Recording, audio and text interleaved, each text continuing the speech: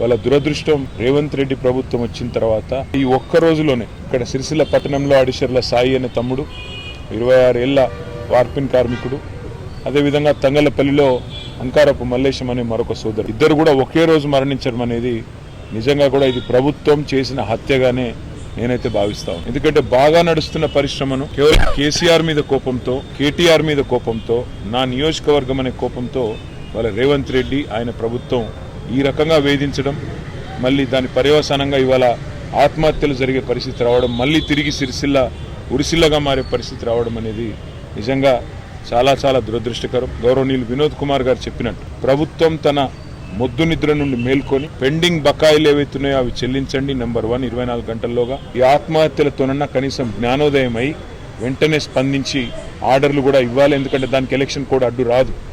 ఇదివరకే జరిగిన కార్యక్రమం కాబట్టి కొత్తగా తీసుకునే నిర్ణయం ఏం కాదు కాబట్టి యథావిధిగా